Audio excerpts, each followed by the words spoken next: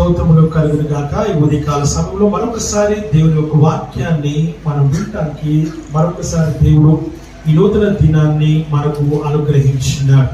అందుని బట్టి ఆ దేవునికి మనము ఎన్ని కృతజ్ఞతాస్తులు చెల్లించినా కూడా తక్కువే.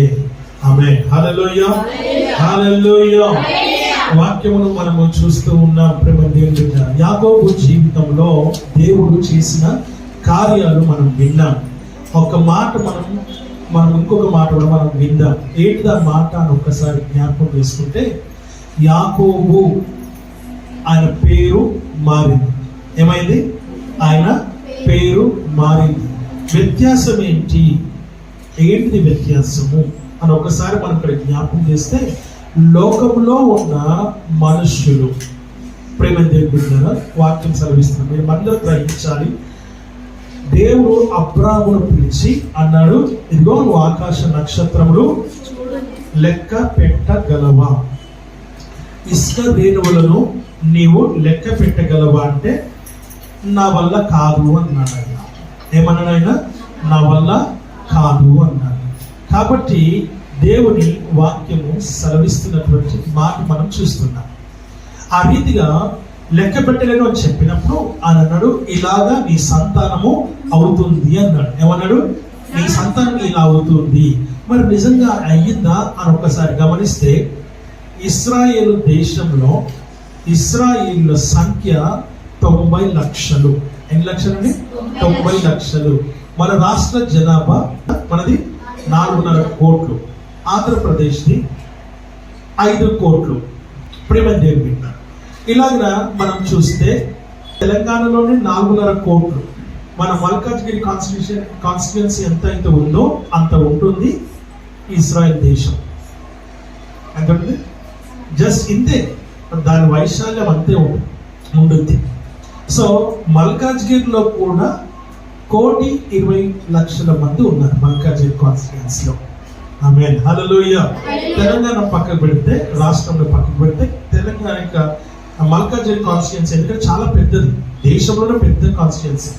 సో అలాగే 1,20,00,000 మంది దీంట్లో ఉన్నారు. అంత కూడా లేదు వాళ్ళ జనాభా, 90 లక్షలు మాత్రమే ఉంది. ఇప్పుడు దేవుడు అన్నాడు, మరి ఇలాగే మన భారతదేశంలో ఎక్కడ చూసుకుంటే 42 లక్షలు అంటే ప్రపంచం అంతా ఇంకెన్ని కోట్ల మంది ఉన్నారో దీన్ని బట్టి మనం అర్థం చేసుకోవచ్చు. అలాంటప్పుడు ఇశ్రాయేలుల విషయంలో ఆయన అన్నాడు, ఆకాశ నక్షత్రములు ఇసుక రేణువులు అన్నాడు. ఎలా సాధ్యము? అసలు నిజంగా అంతే కరెక్ట్ గా ఉన్నట్ట? ఇప్పుడు ఎవరు అంత జనాభా లేనప్పుడు మరి ఎలా దీనికి మనం క్యాల్కులేట్ అవుతుంది అని ఒకసారి గమనిస్తే, ఆయన అన్నాడు, నీ పేరు ఏంటి అని అంటే యాకోబు అన్నాడు. యాకోబు అనగా ప్రేమ దేవుని ఇశ్రాయేలు అని మనం చూస్తున్నాం. ఇశ్రాయేలు అని దేవుడు నామకరణం చేశాడు. అబ్రహాముకు సంతానమైన కుమారుడు ఇస్సాకు, ఇస్సాకు సంతానమైన కుమారుడు యాకోబు, యాకోబు సంతానము ఎంతమంది అంటే 12 మంది. ఎంతమంది? మగపిల్లలు 12 మంది. ఈ 12 మంది కుమారులు 12 మంది గోత్రకర్తలుగా దేవుడు ఆయన ఏర్పాటు చేస్తున్నాడు. ఆమేన్. హల్లెలూయా. ఇక్కడ మనకు మన ఇంటి పేరు, మనకు ప్రతి ఒక్కరికి ఒక ఇంటి పేరు ఉంది, రైట్? కానీ మన ఇంటి పేరు మీద ఎన్ని కుటుంబాలు ఉన్నాయి? ఎంత తిప్పి కొట్టినా, ఎంత గింజుకున్నా, ఎంత తోక ఈ కానీ లెక్క పెట్టినా మహా అయితే 100-200 మంది, చాలా 500 మంది వేసుకుందాం. ఫ్రీగా 1000 మందిని వేసుకుందాం. పోయేదేముంది? లేరు, కానీ వేసుకుందాం. చాలా 10,000 మంది కూడా వేసుకుందాం మనమే. ఇప్పుడు చూడండి, 10,000 మంది ఆకాశ నక్షత్రంలో 10,000 ఉన్నాయా? ఇసుక రేణువులు అనగా సముద్రము ఏదైనా ఉన్నటువంటి ఒడ్డున ఉన్నటువంటి ఇసుక రేణువులు లెక్క పెట్టగలమా అంటే లెక్క పెట్టలేదు. అంత మనము మరి సంతానం అలా అయిందా అని అంటే ఒకసారి మనం గమనిస్తే అయ్యిందా లేదా మీరు చెప్పాలి. మరి ఇశ్రాయేలు కేవలం 90 లక్షలు మాత్రం మందే ఉన్నారు ఇశ్రాయేల్ దేశంలో ఇప్పుడు ప్రెసెంట్. ఎలా క్యాల్కులేట్ అవుతుంది అని ఒకసారి గమనిస్తే చాలా క్లియర్. ఏదైతే మన ఇంటి పేరు ఏదైతే ఉందో ఆ ఇంటి పేరు పైన ఎన్ని కుటుంబాలు లేక ఎంత మంది ఉన్నారు అనేది లెక్కలోకి వస్తుంది. ఇక్కడ ఇశ్రాయేలు దేశమే, పేరే దేశం, యాకోబు పేరే ఆ దేశానికి పేరుగా మనకు ఏర్పాటు చేయబడింది. అనగా వాళ్ళందరిది కూడా ఒకే ఒక్క పేరు, ఏంటిదని? ఇశ్రాయేలీయులు. ఆమేన్. సో అందుకు మనం 90 లక్షలు కాదు, బయట ప్రపంచంలో కూడా ఇంకొక 1 కోటి మంది దాకా ఉన్నారు, 1 కోటికి పైన ఉన్నారండి. సో ఒక ఇంటి పేరు పైన ఎన్ని కోట్ల మంది ఉన్నారు? 2 కోట్ల మంది ఉన్నారు. ఆమేన్. హల్లెలూయా. సో ఇది నిజంగానే ఆకాశ నక్షత్రము లెక్కబెట్టలేనంతగా దేవుడు ఆ సంతానాన్ని ఆశీర్వదించాడు. ఆమేన్. హల్లెలూయా. నువ్వు ఆ విషయాన్ని గమనించాలని వాక్యం ద్వారా మనం చూస్తూ ఉంటున్నాం. నేను ఈ వాక్యం చదువుతున్నప్పుడు ఆకాశ నక్షత్రాలకి శ్రేణులకి ఏ పొంతన కనబడట్లేదు, ఎట్లది సాధ్యము అని అంటే అప్పుడు దేవుడు బయలుపరిచిన విషయం అంటే ఒకే ఇంటి పేరు పైన ఎంతమంది ఎక్కడ కూడా లేరు.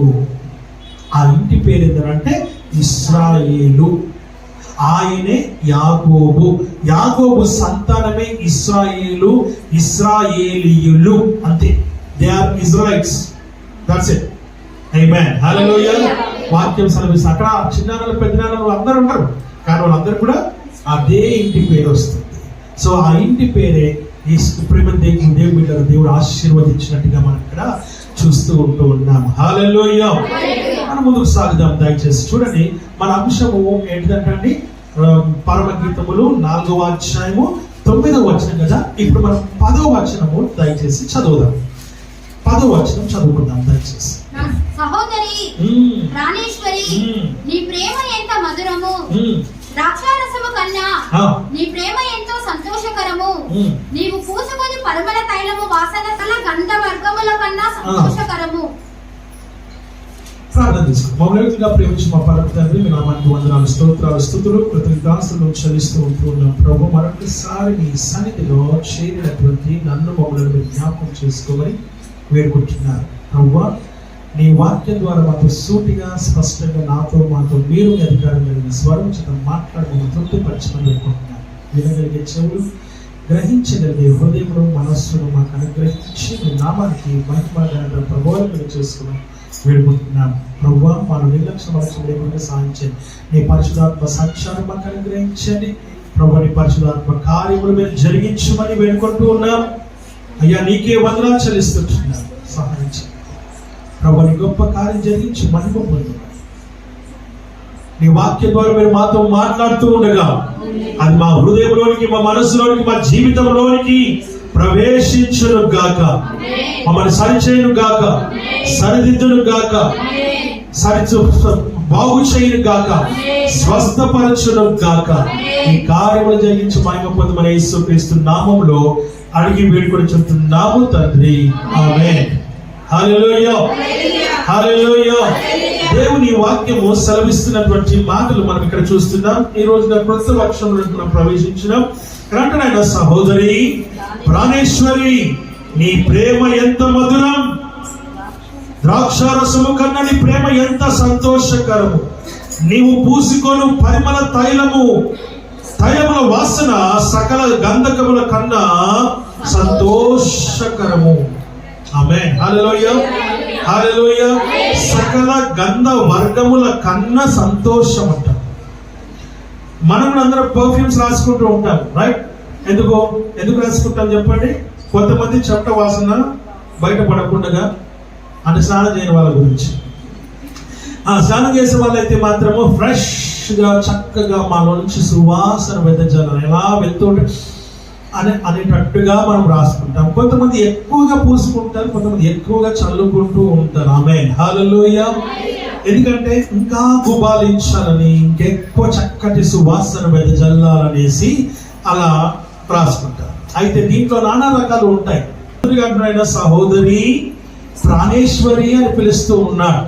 నా ప్రియమైనటువంటి వారులారా, ఈ రోజున ప్రాణేశ్వరి అనే దానికి అర్థం ఏంటిది అని అంటే నా ప్రాణములో ప్రాణము అని అర్థం. అంటే నాలో నువ్వు ఏకమై ఉన్నావని అర్థం. నాతో నువ్వు ఉన్నావని కాదు, నాలో ఏకమై ఉన్నావని అర్థం. నీలో నేను ఏకమై ఉన్నానని అర్థం. ప్రేమ దేవుని పెళ్లి ప్రమాణాల్లో మనం ప్రమాణం చేస్తూ ఉంటాం కదండి. చాలాసార్లు మనం వింటూ ఉన్నాం ప్రేమ దేవుని బిడ్డలారా. ఆ పెళ్లి ప్రమాణాల్లో ఒకరికి ఒకరు ఏం చేస్తున్నారు? నేను నీకు సమర్పణ చేసుకుంటున్నా లేక అర్పించుకుంటున్నాం అనేటువంటి మాట మనం చూస్తూ ఉంటున్నాం. ఇదిగో నా శరీరముతో నేను గణపరచెదను అంటారు వరుడు. వధువు అంటుంది నేను కూడా నా శరీరంతో నేను గణపరచెదను అని వధువు కూడా వరుడితో చెప్తూ ఉంది. ఇలాగా అనగా వారిద్దరు కాక వారు ఏక శరీరం అయి ఉన్నారని దేవుని వాక్యం ద్వారా మనం చూస్తూ ఉంటూ ఉన్నాం. ఇప్పుడు ఏక శరీరమే కాదు, ఇక్కడ కావాల్సింది మనిషికి మొదటిగా తెలుసుకోవాల్సింది ఏంటంటే, మొదటిగా గమనించాల్సింది ఏంటిదంటే, మొదటిగా గ్రహించాల్సింది ఏంటిది అని అంటే, దేవుని వాక్యము సెలవిస్తున్నటువంటి మాట ఏంటంటే, ఒక శరీరము ఇంకో శరీరము కాదు, ఇక్కడ దానికి ముందు ఇంకొకటి ఉంది. ఏంటిది అంటే మనస్సు, హృదయం, ఆలోచన, తలంపు. ఈ మాటలు ఏవైతే ఉన్నాయో ఒకరికి ఒక మాట, నా మాట ఇంకొకరు గౌరవించాలి, ఎదుటి వారి మాట నేను గౌరవించాలి, నా మనసును నువ్వు తెలుసుకోవాలి, నీ మనసును నేను తెలుసుకోవాలి ఇన్ ద సెన్స్ మనసు ఏకం కావాలి, హృదయం ఏకం కావాలి, నీ ఆలోచన ఏకం కావాలి. ఎదుటి వరకు మాట చెప్పినప్పుడు, భర్తకు మాట చెప్పినప్పుడు భార్య దాన్ని అంగీకరించాలి, భార్య ఏదైనా చెప్పినప్పుడు ఆ మాటకి ప్రేమ దేవుని కదా అంగీకరించాలి. దేవుని వాక్యం సెలవిస్తుంది. అలాగన అయినప్పుడే ప్రాణేశ్వరి అని పిలవడానికి మనకు ఆస్కారం ఉంటుంది. అలా జరిగినప్పుడే ఆ పదమునకు అర్థం పరమార్థం రెండు ఉంటాయన్న సంగతిని మనము జ్ఞాపకం చేసుకుంటూ ఉన్నాము. హల్లెలూయా, హల్లెలూయా. దేవుని వాక్యం సెలవిస్తున్నటువంటి మాటలు మనం ఇక్కడ చూస్తుంటున్నాం. ఏంటంటే సహోదరి ప్రాణేశ్వరి. ఆమేన్, హల్లెలూయా. నా ప్రేమ దేవుని బిడ్డలారా, అనగా కలిసిపోయినటువంటి జీవితం. ఇక వారిద్దరు కాక వారు ఏకమై ఉందని వాక్యం చెప్తుంది. ఏకమై ఉండడం శరీరాలే కాదు, మనసు కూడా ఏకం కావాలి, హృదయం కూడా ఏకం కావాలి. దేవుని వాక్యం సెలవిస్తున్నటువంటి మాట అలా ఏకమైనప్పుడే వారిద్దరి మధ్యలో సఖ్యత ఉంటుంది, వారిద్దరి మధ్యలో సమాధానం ఉంటుంది, వారిద్దరి మధ్యలో ప్రేమ ఉంటుంది, వారిద్దరి మధ్యలో నెమ్మది ఉంటుంది, వారిద్దరి మధ్యలో మనశ్శాంతి ఉంటుంది, వారిద్దరి మధ్యలో ఒకరి పట్ల ఒకరికి ఆకర్షణ ఉంటుంది, ఒకరి పట్ల ఒకరికి ఇష్టం ఉంటుంది. అలా లేకపోతే ఇద్దరుగానే మిగిలిపోతారు. ఆమేన్. క్రీస్తు అలా చేయలేదు. ఆయనే తగ్గించుకున్నాడు. ఎవరి దగ్గర?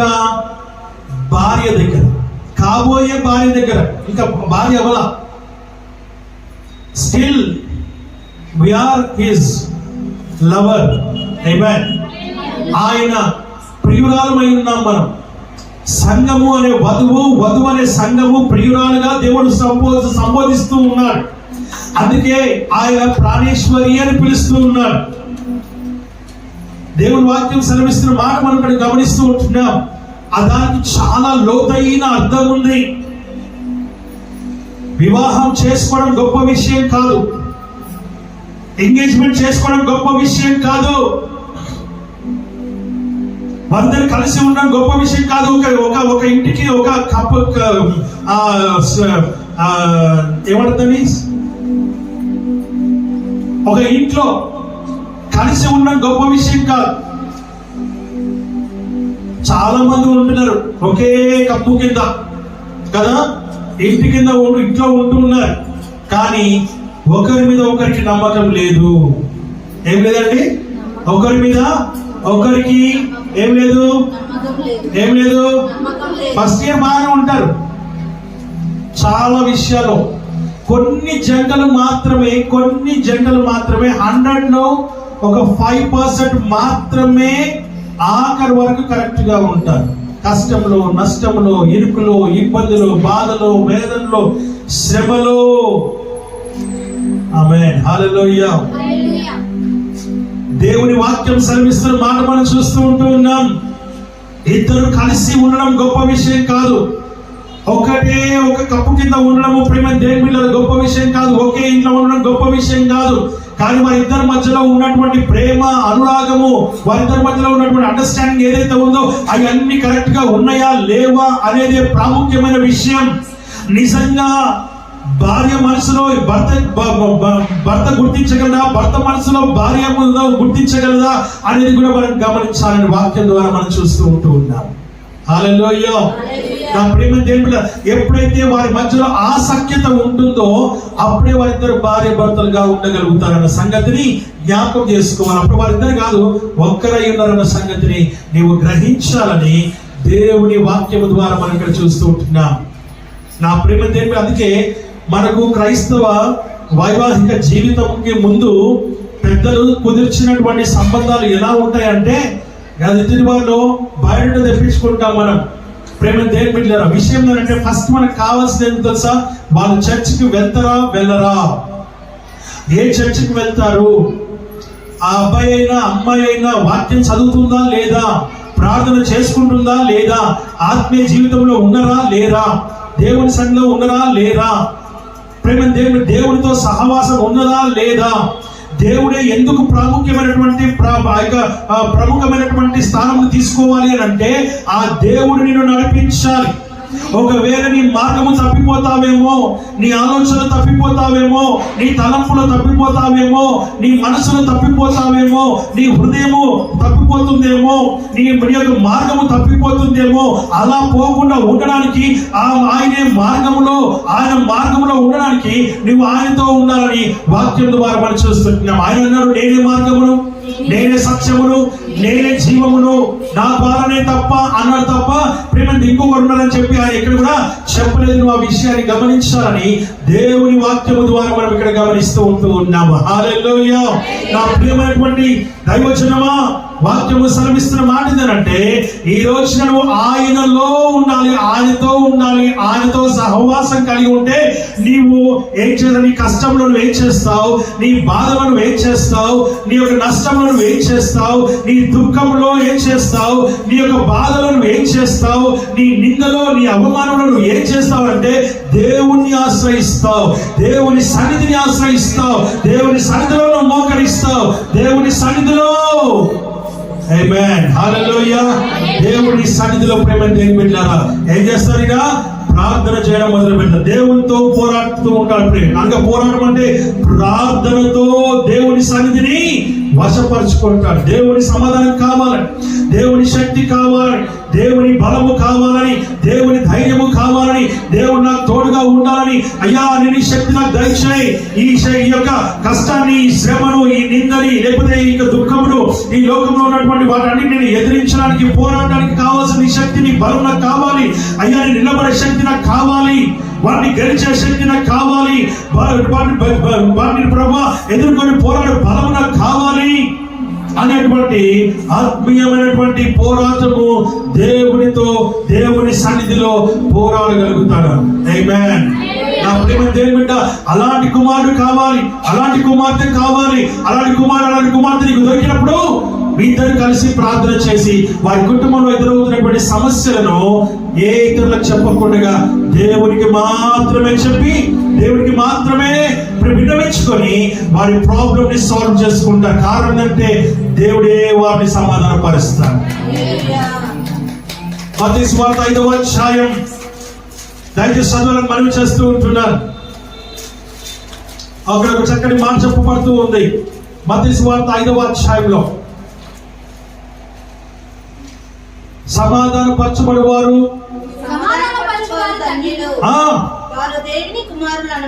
వారు దేవుని కుమారులు అనబడుదురు. సమాధాన పరచువారు ధన్యులు. ధన్యులు అంటే గొప్పవారు, గనులు. సమాధాన పరచబడాలి, సమాధానం కలిగి ఉండాలి. సమాధానం లేకపోతే నీకు ధన్యత లేదు, నీకు ఘనత లేదు, నువ్వు గొప్పవాడివి కాదు. వాక్యం సెలవిస్తుంది, సమాధానం నీకు దొరకాలంటే సమాధానకర్తయగు అధిపతి అయినటువంటి దేవుడు. యెషయా గ్రంథం 9వ అధ్యాయం 6వ వచనం మనం చూస్తున్నాం. ఆశ్చర్యకరుడు, ఆలోచనకర్త, బలవంతులకు దేవుడు, నీచులకు తండ్రి, సమాధానకర్తయగు అధిపతి అని అతనికి పేరు పెట్టబడెను. ఆ సమాధానకర్త నీకు సమాధానం కలిగజేస్తారని దేవుని వాక్యము ద్వారా మనం ఇక్కడ గమనిస్తూ ఉన్నాం. హల్లెలూయా. విజయ గీతము మనసారా నేను పాడేదా, నా విజయముకై ప్రాణ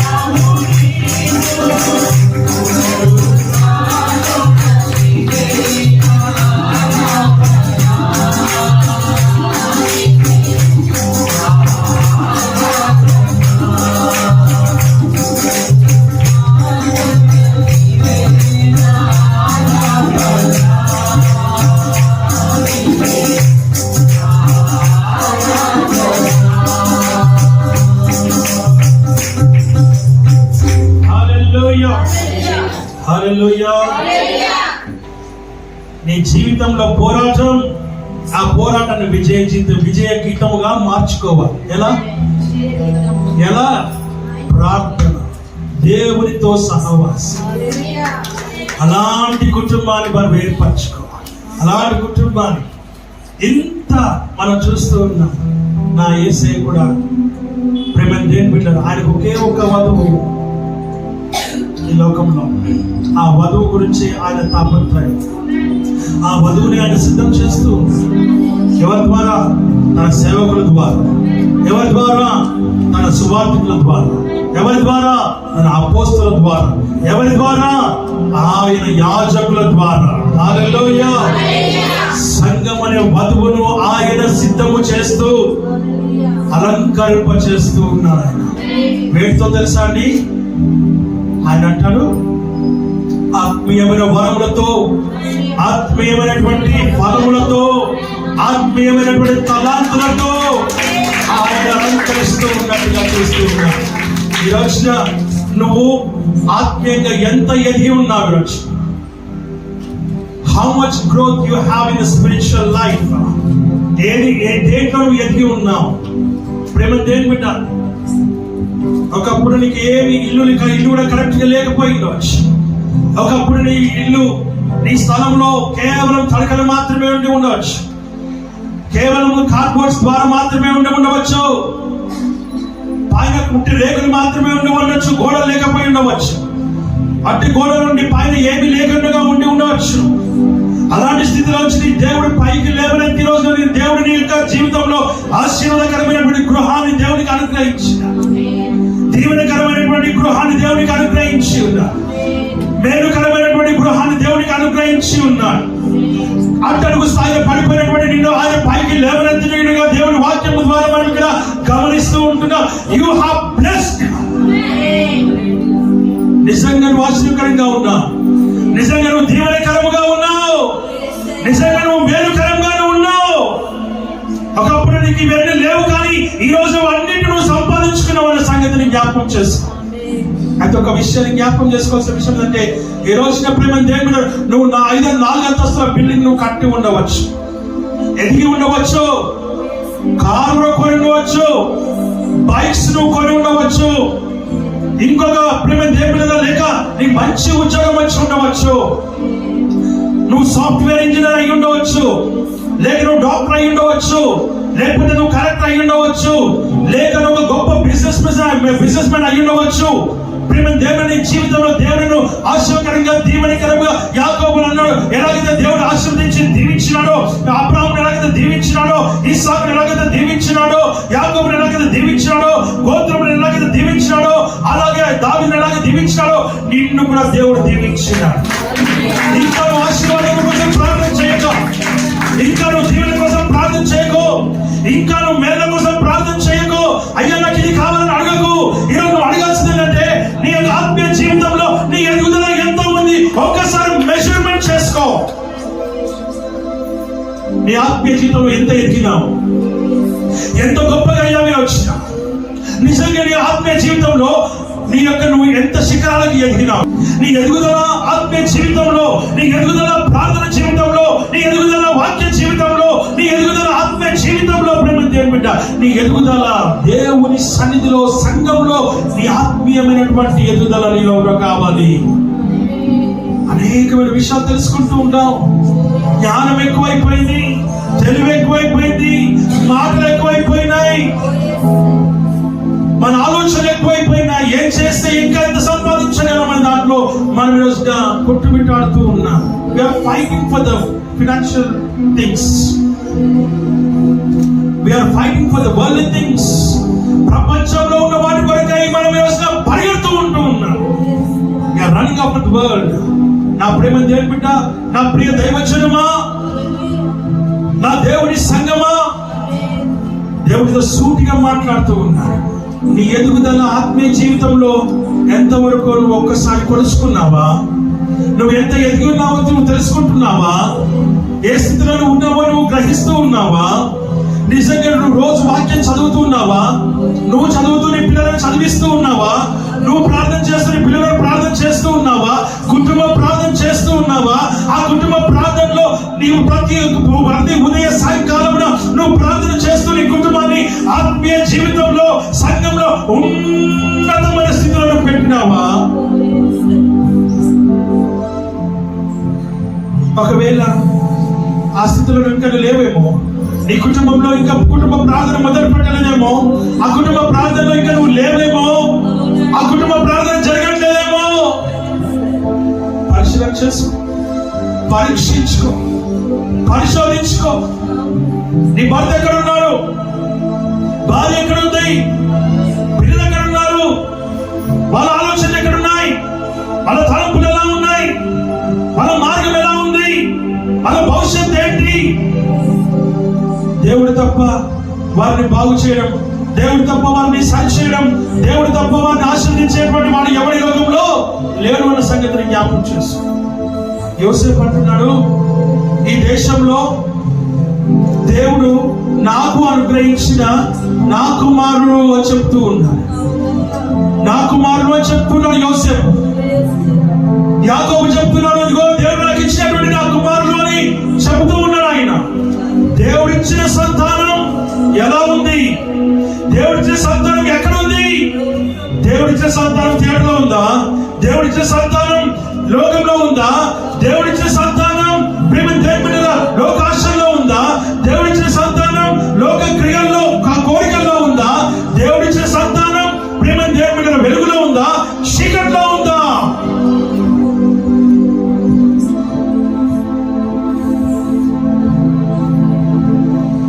నా జీవితంలో, నా పరిచర్య జీవితంలో జరిగిన సంఘటన నేను చెప్పాలని ఆశపడుతూ ఉన్నాను. దేవుడు జ్ఞాపకం చేస్తూ ఉన్నాను. నీ సంతానం ఎక్కడ ఉంది? రోజు ఎలా ఉంది నీ సంతానం? నిజం మనం తెలుసుకోవాల్సిన బాధ్యత మన పైన ఉంది. ప్రేమ దేవుడు బిడ్డ, ఒక యవన కుమార్తె బాగా చదువుకుంటుంది. బాగా చదువుతుందని తల్లి కూడా చాలా కష్టపడి, ఆ ఇద్దరు ఎంతో కష్టపడి చదివిస్తూ ఉన్నారు. ఆయనకి యాక్సిడెంట్ అయింది, 2 కాళ్ళు పోయాయి. ఇంట్లో ఉంటూ ఉన్నాడు ఆయన. తల్లి కష్టపడి చదివిస్తాను. ఇంజనీరింగ్ చేస్తా ఉంది. ఆ ఇంజనీరింగ్ చేస్తూ అనుకోకుండా ఆ అమ్మాయి చదువుతూ ఆ యొక్క 2nd ఇయర్ కంప్లీట్ అయింది. 3rd ఇయర్లోకి ప్రవేశించి అక్కడ అదే కాలేజ్లో అదే క్లాస్లో అనగా ఆ ఇంజనీరింగ్ దాంట్లో వేరే సబ్జెక్ట్లో ఉన్నటువంటి కుర్రాడితో కొంచెం పరిచయం ఏర్పడింది. పరిచయం కాస్త ఇష్టంగా మారింది, ఇష్టం కాస్త ప్రేమగా మారింది. అలా మారినటువంటి పరిస్థితుల్లో ఒక 1 year అయింది, ఇద్దరు మాట్లాడుకుంటూ ఉన్నారు.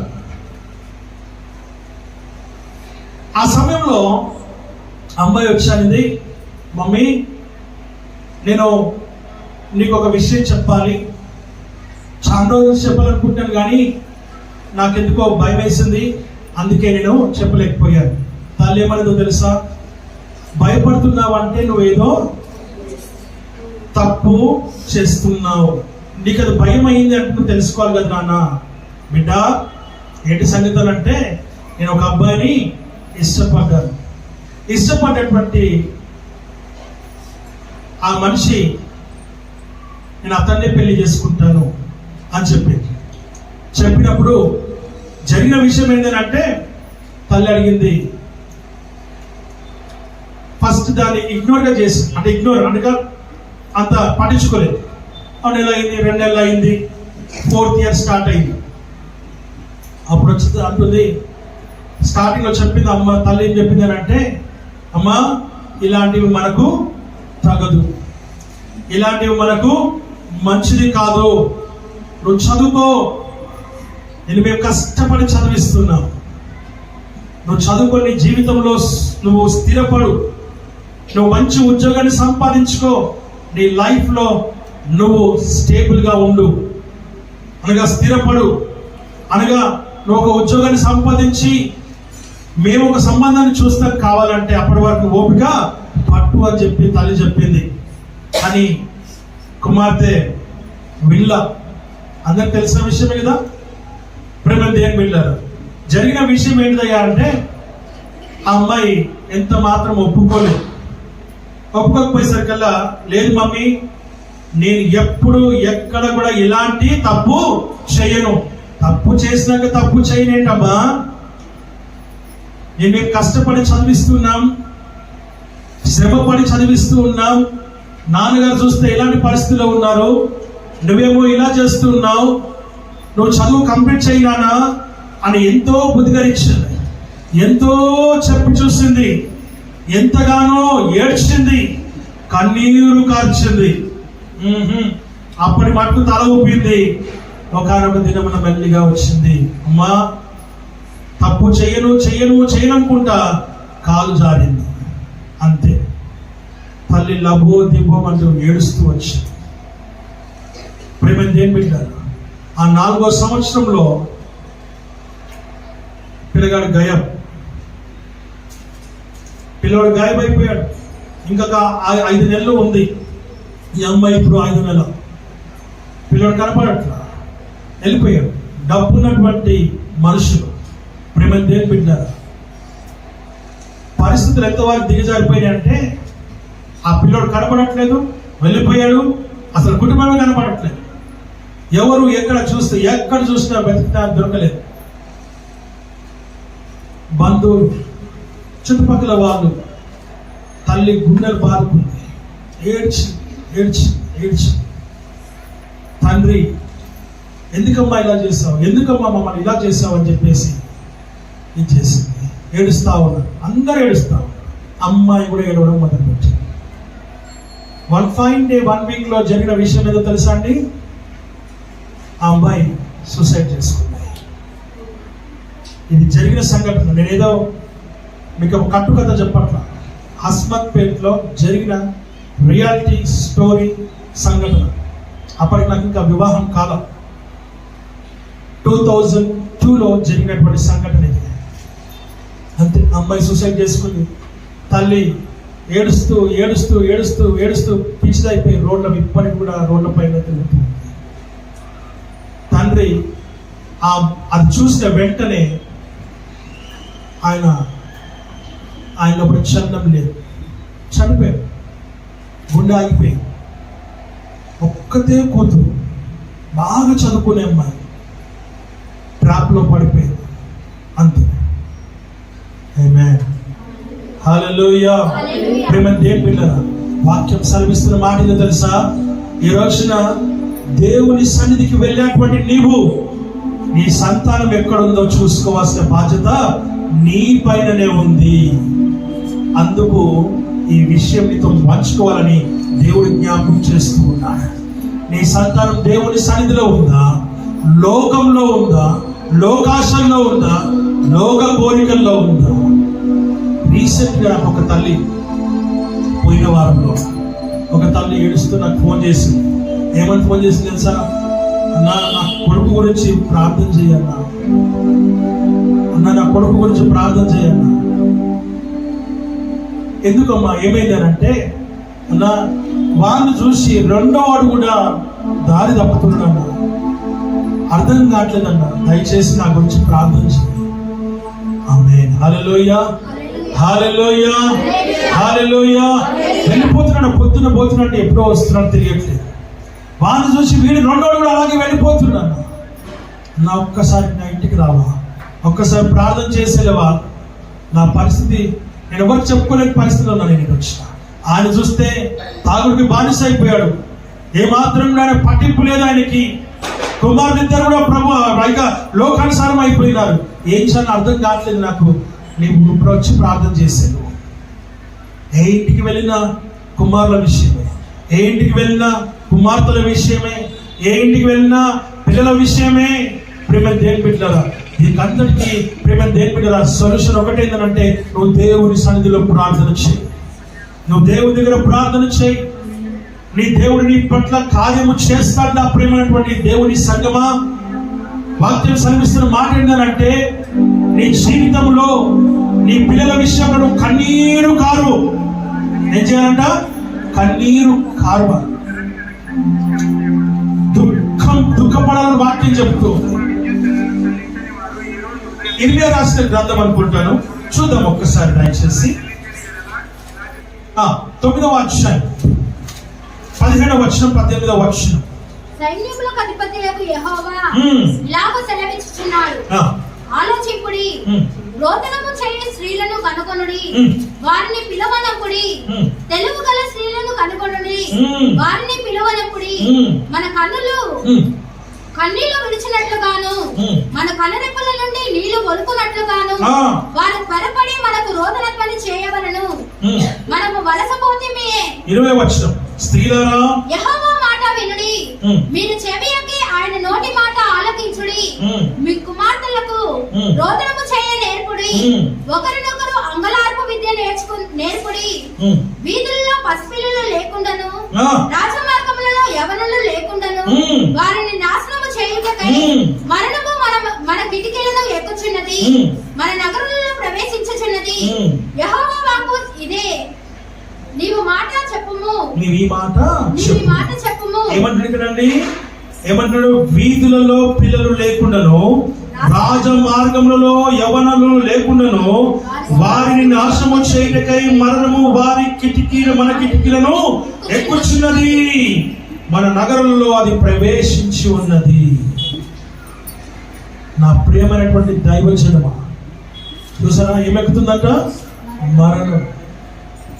మరణం కిటికీలో కూడా ఎక్కుతూ ఉందంట. మన యవనులను, మన పిల్లలను, మన యొక్క ప్రేమ దేవుడు ఇంకా ఏమంటాడు? యవన స్త్రీలను నాశనము చేయటకై మరణము మన కిటికీలను ఎక్కుచూ ఉన్నదని దేవుని వాక్యము ద్వారా మనం చూస్తూ ఉంటున్నాం. జాగ్రత్తగా ఉండమని వాక్యం చెప్తుంది. జాగ్రత్తగా ఉండమని వాక్యం చెప్తుంది. నీ దేవుడు, నీ రక్షకుడు, ఆయన నువ్వు పాపివని ఎరిగి కూడా నీ కొరకు తన రక్తంతో నిన్ను కడిగి తన ప్రాణము పెట్టినాడు కనుకనే నా సహోదరి, నా ప్రాణేశ్వరి అని పిలుస్తూ ఉన్నాడు. ఏమని పిలుస్తున్నాడండి? నా సహోదరి, నా ప్రాణేశ్వరి అని పిలుస్తూ ఉన్నాడు. తన ప్రాణం పెట్టినాడు కాబట్టి. యవనస్తురాలు చాలా జాగ్రత్త. పిల్లలు నేను 1 వీక్ నుంచి ఇక్కడే కూర్చుంటున్నా ఎదురుగా. నేను కూడా అరుగు మీద కూర్చునే పరిస్థితి పడింది నాకు కూడా. ఆమె హల్లెలూయా. అరుగు మీద కూర్చున్నా, నేను నిలబడి నాకు కాళ్ళు వస్తుంది. నేను కూడా కూర్చుంటున్నా. నేను పొద్దున్నే వినకూడని సుప్రభాతం విన్నా. 2-3 రోజుల నుంచి, ఈ వారం రోజుల నుంచి వింటూనే ఉన్నా. చిన్న పిల్లలు కూడా మంచి ఇంగ్లీష్ మాట్లాడుతున్నారు. నోరు తెరిస్తే అసలు అదే భాషతో మాట్లాడతారు తప్ప వేరే భాష మాట్లాడట్లేదు. అసలు వేరే భాష మాట్లాడట్లేదు. లిటరల్గా అదే భాష మాట్లాడుతూ ఉన్నారు. ఇంకా నిన్న పొద్దునైతే అది ఘోరం. అది లిమిట్స్ క్రాస్ అయిపోయి, బౌండరీ క్రాస్ అయిపోయేసి ఎక్కడో ఆకాశం ఉన్నది. ఎంత గట్టిగా అంటే అస్సలు నా చెవులన్నీ చిల్లులు పడిపోయి సర్వనాశనం అయిపోయి నేను మూసుకున్నా. మళ్ళీ వచ్చినాక అన్న ప్రైజ్ అని చెప్పా. ఇంత తిట్టి నా దగ్గరికి వచ్చి నాకు ప్రైజ్ చెప్పాను. దేవుని నమ్మని బిడ్డనే, దేవుని నమ్మలేక ప్రజలు చెప్పింది. పర్లేదు. ఆమె హల్లెలూయా. ఎందుకు పర్లేదు? అంత నింపి మొత్తం పెంట నోడితో మన ప్రజలు చెప్పారు. ఆమె హల్లెలూయా, హల్లెలూయా, హల్లెలూయా. ఒక ఇంటికి పోయా. ఆ ఇంటికి పోతే ఆ ఇంట్లో బిగ్ బాస్ నడుస్తుంది. అరుచుకుంటున్నారు. నేను కూడా చూస్తున్నా. వెనకకెళ్ళి పోయి ఏం చేయాలా? మేడం చూస్తలేదు, నన్ను సిస్టర్ నన్ను చూస్తలేదు. పూర్తిగా కూడా పడిపోతే మన లెవెల్లో ఎవరు గెలుస్తారో కూడా చెప్తున్నాను. వాళ్ళు అరుచుకున్నాడు ఏందో, వాళ్ళు గెలుచుడు ఏందో, మళ్ళీ వీళ్ళు తీర్పు తీర్చడం ఏందో వీడే గెలుస్తాడు. అదే గెలిస్తే అది మంచి మాట, ఇది మంచి మాట. ఎందుకు మాట్లాడేది? ఆ బిగ్ బాస్ అంతా ఇక్కడ చూస్తున్నా రోజు నేను. ఆ బిగ్ బాస్ అంతా ఇక్కడ చూస్తున్నా నేను. ఆమేన్. హల్లెలూయా. పాస్టర్ అన్నది సాయంత్రం దాకా అవుతుంది, రాత్రి దాకా అవుతుంది. హల్లెలూయా, హల్లెలూయా, హల్లెలూయా. అందులో కన్నా బిగ్ బాస్ బాగుంది. ఏమండి, ఇంకా అలా అయితే ఇంగ్లీష్ మాట్లాడారు, తెలుగు మాట్లాడుకుంటారు. మన దగ్గర అంతా ఇంగ్లీషే, with grammar, with amen vocabulary. హల్లెలూయా, హల్లెలూయా. ఏ ఒక్కరు ఇంట్లో ఉండట్లే, అందరూ అల్లు మీద నిన్ననే అన్నది. ఎవరితో అన్నాను నేను? అరే ఎవ్వరు మళ్ళీ బాబు ఇంట్లో ఉంటారు పిల్లలంటే అన్న, ఎవరు ఇంట్లో ఉంటారు, అందరూ బయట ఉండటం లేదు. పోనీ ఇంట్లో ఉన్నాను నెమ్మదిగా ఉంటుండ్రా. ఆ వాయిస్ మనది కూడా పనికిరాదు. అక్కడెక్కడో మాట్లాడితే ఇక్కడికి వినబడుతుంది, అక్కడెక్కడో తిట్టుకుంటే ఇక్కడికి వినబడుతుంది. ఈ వారం రోజులు నా చెవులను అన్ని ఖరాబ్ అయిపోయింది. మొత్తం కడుక్కోవాలి నేను మళ్ళీ. ఆమేన్. హల్లెలూయా, హల్లెలూయా. లిటరల్గా నేను చెప్తున్నా, రాత్రి అంతా నాకు నిద్ర పడుతుంది. ఎందుకంటే అవి వినబడతా ఉన్నాయి. ఏం చెప్పాలా పొద్దున పుసుక్కున. హల్లెలూయా. ఆఖరికి రత్నం కూడా నవ్విండి రోజు, ఎప్పుడు చెప్పాడు అలాంటి రత్నం కూడా నవ్విండి రోజు. హల్లెలూయా, హల్లెలూయా. వీళ్ళేమో ఒక గంట వస్తున్నారు పోతున్నారు, అది తట్టుకోలేక తాకిడి తట్టుకోలేక అనుకుంటా. పాపం ప్రేమ దేవుని బిడ్డలారా, ఎందుకు ఈ మాట చెప్తున్నానంటే, ఈ రోజున మన జీవితాలు ఎలా ఉన్నాయి, మనం ఎలా ప్రవర్తిస్తున్నాం, ఇక్కడే అక్కడే అన్నట్టుంది. నిజంగా మనం ఎంత భయంకరంగా ఉన్నామో తెలుసా? చాలా భయంకరంగా ఉన్నాం, చాలా అంటే చాలా భయంకరంగా ఉన్నాం. మనం అనుకుంటున్నాం, మనం ఇంత వాక్యం వింటున్నాం కదా, వాక్యం ఇంత బోధించబడుతుంది కదా, మారు మనసు బోధింటారులే, రక్షణ బోధింటారులే, ఇంకొకసారి ఇంకొకరు ఎవరి గురించి మాట్లాడకుండా, అసలు ఏ టాపిక్ లేకుండా ఉన్నారేమో అని నేను అనుకుంటూ ఉన్నా. అది కాదని నాకు నిరూపణ అయిపోయింది. హల్లెలూయా. ఏ ఒక్కరు ఇద్దరు ముగ్గురు కలిసినా, పాస్టర్ గారు, ఏ ఒక్కరు ఇద్దరు ముగ్గురు కలిసిన అవసరం కూడా లేదు. ఒక్కరున్నా చాలు, వెళ్ళిపోతారు ఎక్కడికో ఒక దగ్గరికి వెళ్ళిపోయేసి అక్కడ పట్టుకుంటారు ఖచ్చితంగా పట్టుకొనేసి, నువ్వు ఉంటావా, ఉండాల్సిన అవసరం లేదు. నువ్వు చెప్పు, నేను వినడానికి రెడీగా ఉన్నా, నేను నా శివుడు శ్రావ్యం అవుతుంది. హల్లెలూయా. వాక్యం చదివిస్తున్న మాట మనం చూస్తున్నాం. మాట్లాడుకోవాలి. ఏం మాట్లాడుకుంటున్నాం మనం? మీరు వచ్చినాం, ఏం మాట్లాడుకుంటాం తెలుసా? ప్రేమ దేవుని బిడ్డలారా, ఈ రోజున వాక్యం సహోదరి ప్రాణేశ్వరి, దేవుడు ఎంతో గొప్పగా ఎంత లోతుగా మాట్లాడుతున్నాడు కదా. నిజంగా ప్రాణేశ్వరి అంటే మనకు ఇంతవరకు తెలియలేకపోయింది కదా. ఆయన ప్రాణం పెట్టినాడు కాబట్టి ప్రాణేశ్వరి అని పిలుస్తున్నాడు కదా. నా భర్త నన్ను ఎప్పుడు ప్రాణేశ్వరి అని పిలవలేదే, నేనెప్పుడు నా భర్త నేను ప్రాణేశ్వరి అని పిలవలేదే, నా భర్తను ఎప్పుడు నేను ఒక ప్రేమగా నేను పిలవలేదే, నా భర్త కూడా నన్ను ఎప్పుడు ప్రేమగా పిలవలేదే, నేను ప్రేమగా ఎప్పుడు నేను పిలిపించుకునే పరిస్థితి నాకు రాదా, ఆయనను పిలవడా అనే బాధ నిలబడ ఉందా, అనే వేదన నిలబడ ఉన్నదా? నిజంగా నా కుటుంబం ఎందుకు ఇలా ఉంది? కుటుంబం ఎలా ఉండాలి? వాక్యం ఏం చెప్తుంది? ఇదిగో మనసులో మనసై ఉండాలని, హృదయంలో హృదయమై ఉండాలని, కలిసి ఉండాలని, ప్రాణంలో ప్రాణమై ఉండాలని, ఒకరి తప్ప ఒకరు కప్పిపుచ్చుకునే వారిగా ఉండాలని, ఎత్తి చూపుతూ ఎత్తి చూపుతూ మేము కొట్లాడడం కాదు, ఒకరిని ఒకరు తగ్గించుకుంటూ వినయముతోను వినయంతోను భయంతోను భక్తితోను తగ్గింపుతోను లోపలి స్వభావం కలిగి ఉండాలని కదా దేవుడి వాక్యం అంతా మాట్లాడుతుంది. అది మనలో లేదు కదా, అది మనలో రావట్లేదు కదా, అది సంపాదిద్దాము, దానివల్ల మనం ఆ ప్రకారంగా మనం జీవిస్తామని అనుకోవట్లేదు కదా. మనము ఎందుకు ఇలా ఉన్నాం? మనం ఇలా లేవు కాబట్టి మన భర్త కూడా కరెక్ట్ గా లేరు, మన భార్య కరెక్ట్ గా లేరు, మన పిల్లలు మనం కరెక్ట్ గా లేవు కాబట్టి మన పిల్లలు కూడా కరెక్ట్ గా లేరు. ఇక్కడ నుంచి మనం అలా ఉండొద్దండి. ఇక మీద మనం అలా ఉండొద్దు సహోదరి, ఇక మీద మనం అలా ఉండొద్దు సహోదరా, ఇక మీద మనం అలా ఉండొద్దు అక్క, చెల్లి, తమ్ముడు, అన్న, ఇక మీద మనం అలా ఉండకూడదు. యేసయ్య లాగా ఉండాలి. యేసయ్య వధువైన సంఘమును ఆయన ఎలాగైతే ప్రేమిస్తున్నాడో, ప్రాణేశ్వరి అని ఎలా పిలుస్తూ ఉన్నాడో, అలాంటి పిలుపు మనం కూడా పిలువబడాలి. ఇక మీదట దయచేసి మనం అలా ఉందామా? కలిసినప్పుడు మనము వీటికి ఫుల్ స్టాప్ పెట్టేద్దాం. ఇవి మనం మాట్లాడద్దు. ఇంకోసారి ఎవరైనా మాట్లాడితే కూడా అక్క ఇక మీద మనం మాట్లాడకూడదు, అది తప్పు. మనం ఆ వాటిని వదిలేద్దాం. మనం ఆత్మీయులము. లోకం మనల్ని చూస్తూ ఉంది, లోకం మనల్ని గమనిస్తా ఉంది, లోకం మనల్ని అనేక రకాలుగా వింటా ఉంది. కాబట్టి మనం అలా ఉండకూడదు. ఇంకా చలి మనం ఇక మీద దేవుని కొరకు జీవిస్తాం. ఆయన వధుమని సంఘంగా మనం జీవిస్తాం. ఆయనలో మనం జీవిస్తాం. ఆయన పిలుస్తున్నాడు, సహోదరి ప్రాణేశ్వరి అని పిలుస్తూ ఉన్నాడు. ఆ ప్రాణేశ్వరిగా మనం ఉందామా? ఆ ప్రాణేశ్వరిగా మనం పిలువబడదామా? ఆ ప్రాణేశ్వరిగానే మనం జీవిస్తామా? ఆ ప్రాణేశ్వరిగా ఈ లోకంలో మనము దేవుని నామానికి మహిమను తీసుకుని వద్దామా? హల్లెలూయా. దేవుని వాక్యం సెలవిస్తున్నట్టుగా నీ జీవితంలో ఒక్కసారి దేవుని సంఘం మనం అడుగుదాం. ఈ ఉదయకాల సమయంలో అందరూ లేచేవాళ్ళం. ఈ ఉదయకాల సమయంలో మనం అందరం అడుగుదాం దేవుడు ఒక్క విషయం. అయ్యా, ఇప్పటి వరకు నేను ప్రాణేశ్వరిగా లేనయ్యా. అయ్యా, నా భర్తతో నేను అలా లేకుండా, అయ్యా నా భార్యతో నేను అలా లేనయ్యా. నన్ను ఒక్కసారి జ్ఞాపకం చేసుకో. అయ్యా, నా పిల్లలతో నేను అలా లేను.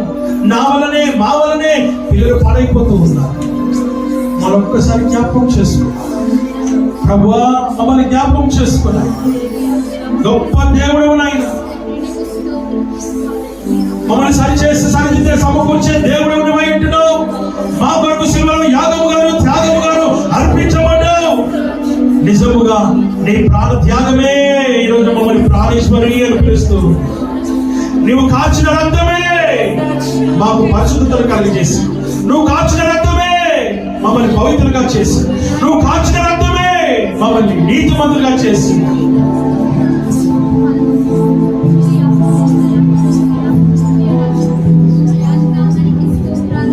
ఘోర పాపినై నేను దూరంగా పారిపోగా, నీ ప్రేమలో నన్ను క్షమించి నన్నాదుకున్నావయ్యా. ఘోర పాపినై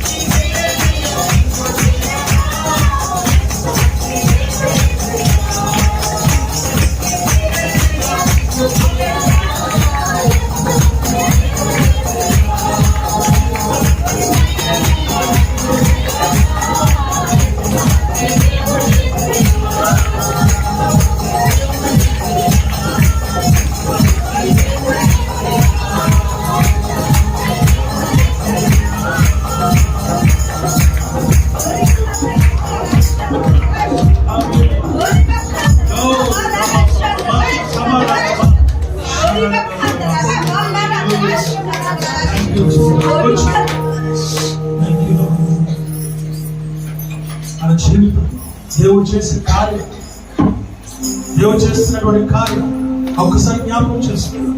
నువ్వు ఏ స్థితిలో ఉన్నావు, ఎందులో ఎదుగుతున్నావు, ఎందులో ఎదగట్లేదు, ఈరోజు ఎందులో ఎదగాలో ఎదగకుండా వస్తున్నటువంటి దేవుడితో సూటిగా మాట.